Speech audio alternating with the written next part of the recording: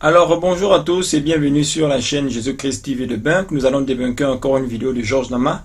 Georges Nama qui a osé dire que l'onction d'huile est démodée. Donc mettre l'huile sur une personne est démodé. Et moi je donne des preuves à tout ce que je dis. Parce que je vous montre, je vous fais écouter ce que lui il dit. Et je vous donne des vidéos là où il a dit, le nombre de minutes. Vous pouvez aller vous-même vérifier dans ces chaînes Jésus-Christ TV. Et nous allons débunker encore une vidéo. Donc il dit dans la vidéo c'est quiconque écoute une femme enseigner la Bible écoute Satan. Et pourtant Apollos a écouté Aquilas et Priscille enseigner. C'est dans les Bibles des apôtres. On verra tout cela. Comment on peut corriger certains enseignements qui n'arrivent même pas à expliquer. Parce qu'il explique que le ministère de la femme, il n'y a pas le ministère de la femme, ça n'existe pas. Et pourtant on voit la prophétesse Déborah, on voit la prophétesse Anne dans le livre de Luc. Dans l'évangile de Luc, on verra beaucoup de choses à ce sujet, on verra toutes les prophétesses de la Bible, et donc enseigner de telles choses, tout à l'heure, c'est pas ça en ce moment le sujet. Vous verrez ça dans les vidéos qui viendront par la suite. Donc il parle de l'huile d'onction qui est démodée, et donc quiconque écoute une femme enseigner la Bible écoute Satan. Donc c'est à la 12e minute, 30e seconde là où il le dit. Mais on va écouter à partir de la 12e minute, 14e seconde. Écoutons ce que Georges Nama dit. Ce qui s'est passé dans le jour de la Pentecôte a été accompli. La réception du Saint-Esprit. Il n'y a plus possibilité pour quelqu'un d'utiliser l'huile d'onction et de parler d'onction comme étant le Saint-Esprit. Donc, il n'y a plus de possibilité d'utiliser l'huile d'onction, ça c'est premièrement, et de parler de l'huile comme si c'était le Saint-Esprit ou bien le symbole du Saint-Esprit. Donc, il n'y a plus possibilité, on va réécouter. Donc, depuis une fois que la Pentecôte a été faite, j'aurais dû même le prendre bien avant. Bon, on va prendre depuis la 11e minute. C'était figurativement. Oui, dans l'Ancien Testament, c'est une figure. Représenté par lui. Même dans la parabole des 10 vierges, ceux qui étaient pauvres, ceux qui étaient sages, que Jésus a partagé. Ah, ça veut dire que c'est toujours, dans le Nouveau Testament, on voit même qui se contredit. Dans le Nouveau Testament, l'huile d'onction symbolise toujours le Saint-Esprit, que ce soit dans l'Ancien Testament, que ce soit dans le Nouveau Testament. D'accord? L'huile dans les lampes, c'était le Saint-Esprit qui maintenait les lampes allumées. Oui. L'huile d'onction dans l'Ancien Testament, c'était un symbole, une figure. Donc il se contredit, il dit dans l'Ancien Testament. Or, dans le Nouveau Testament, on voit bien qu'il y avait les 10 vierges, et ils avaient la lampe, et toujours l'huile là, toujours symbolise. Et là, Jésus parle des chrétiens des derniers temps, l'enlèvement, après l'enlèvement. Merci pour la question, Jean-Baptiste, merci pour l'observation. Ça nous permet d'apporter une précision monumentale, une précision capitale. L'onction dans l'Ancien Testament, c'était l'huile. Cette huile représentait le Saint-Esprit. C'est avec cette huile qu'on noyait les rois, qu'on noyait aussi les gens de la descendance lévitique, les fils d'Aaron, etc. Comme on va voir tout à l'heure. Alors, ce qui s'est passé dans le jour de la Pentecôte a été accompli. Oui. La réception du Saint-Esprit. Oui. Il n'y a plus possibilité pour quelqu'un d'utiliser l'huile d'onction et de parler d'onction comme étant le Saint-Esprit. Il n'y a plus de possibilité pour quelqu'un d'utiliser l'huile d'onction. Voilà, maintenant je vous ai fait écouter ce que Georges Nama dit, parce que lui, son but, dans la première vidéo, je vous ai montré là où il a osé dire qu'il n'y a aucun vrai pasteur à la surface de la terre. En ce moment, il n'y a aucun vrai pasteur, parce qu'il veut juste attaquer, il veut faire juste le buzz, il était confus par cette question. La question lui a été posée, donc si tout le monde est dans le faux, tous ces gars-là sont dans le faux, donne-nous alors les vrais. Il était confus, il a été obligé de répondre en disant, il n'y en a aucun vrai. Mais Georges Nama doit fermer sa chaîne. Regardez encore ce qu'il dit, comme il est contre les pasteurs qui utilisent l'huile d'onction, il ne lit pas sa Bible, je sais pas, et la Bible le contredit. On va voir dans Jacques, chapitre 5 au verset 14, quelqu'un parmi vous est-il malade, qu'il appelle les anciens de l'église, et que les anciens prient pour lui, en loignant d'huile au nom du Seigneur. Donc on prend l'huile d'onction, on te oint l'huile d'onction, et quand on te prie, c'est au nom du Seigneur Jésus, c'est pas juste en blaguant, c'est au nom du Seigneur Jésus. Donc tu ne peux pas me dire qu'on n'a pas le droit d'utiliser l'huile d'onction.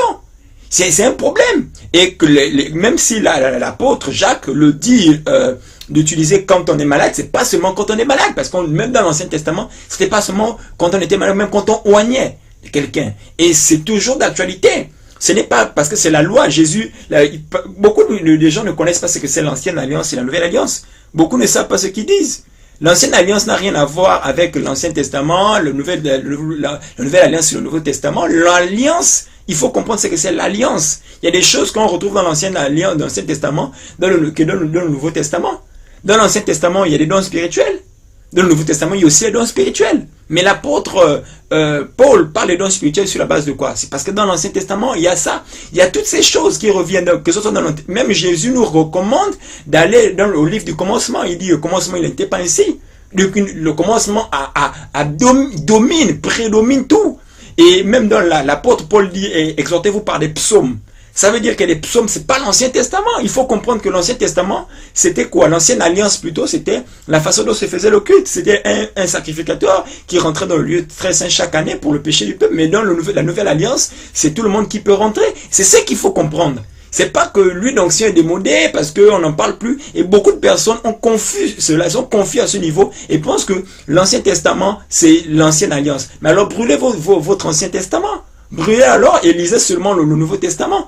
Et si la Bible nous recommande de nous exhorter par des psaumes, on ne dit pas seulement de chanter. Il y a un passage dans la Bible où on nous dit, vous pouvez retrouver ça avec un dictionnaire, exhortez-vous par des psaumes. Si la Bible dit exhortez-vous par des psaumes, ça veut dire qu'on doit lire des psaumes, on doit être édifié par des psaumes. Donc les psaumes ne sont pas l'Ancienne Alliance.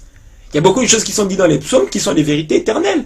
Donc, voyez-vous, Georges Nama en train de nous tromper. Il nous dit que, on n'a pas le droit d'utiliser l'huile d'onction. Mais on vient de voir dans la Bible te confond quoi. Tu racontes n'importe quoi et tu contredis tout le monde. Tu vas enseigner tout le monde. Et voilà, tu te trompes.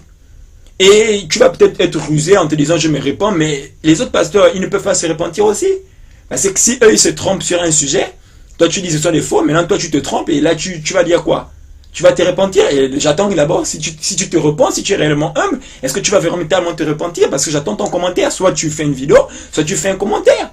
Et on attend, s'il n'y a pas cela, on va fermer ta chaîne. On va s'arranger, je vais m'arranger avec tous les chrétiens pour dire, on va démonter ta chaîne. On va dire, je sais pas, on va signaler, c'est ça le terme, on va signaler que ta chaîne, elle n'est pas une bonne chaîne à YouTube pour qu'on l'enlève. Parce que même là, je ne sais pas si YouTube va accepter de t'enlever parce que c'est YouTube qui te paye. Tu as été démasqué, ben oui, YouTube te paye près de 4 500 000 francs CFA, ce qui fait 7 000 $. Tu es payé 7 000 $ par mois, même pas par année, mais par mois. C'est ce que YouTube te paye parce que tu fais tellement du buzz et tu pousses beaucoup de gens à venir liker tes vidéos. Donc, Georges Nama cherche à tout prix les erreurs chez les gens. Il cherche à tout prix les erreurs chez les gens. Moi, je te pose cette question. Puisque tout est mauvais chez les autres, tout ce qu'ils font est mauvais, tu cherches les erreurs. Et comme tu cherches les erreurs, tu finis par t'égarer même toi-même. Georges Nama, je te pose une question simple. Qui t'a dit qu'on ne doit pas utiliser l'huile d'onction? Qu'est-ce que la Bible te dit? La Bible vient de te confondre. Qu'est-ce que tu dis par rapport à ça? Tu te réponds ou tu te réponds pas? J'attends et je ferai encore d'autres vidéos. Toutes les vidéos où tu as menti, tu as dit c'est ce que les pasteurs font, c'est la magie. Même un pasteur, il est utilisé pour faire des miracles. Tu dis c'est la magie. Quand un pasteur est ravi en esprit, tu dis c'est la magie. Dans la Bible, alors, Jean était ravi en esprit, Ézéchiel était ravi en esprit, Daniel était ravi en esprit. Toutes ces personnes-là, ils ont fait alors de la magie, ils ont fait alors de la sorcellerie. On verra le Kundalini. Tu dis les pasteurs qui imposent les mains et les gens tombent, c'est la magie. Jésus l'a fait.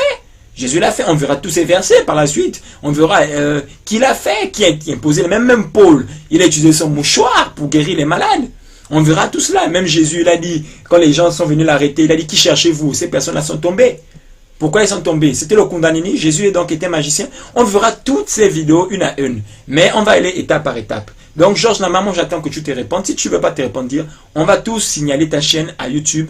Nous tous les chrétiens du monde, je vais les appeler pour leur dire et leur démontrer que tu es un bandit, que tu es un escroc, que tu es un trompeur.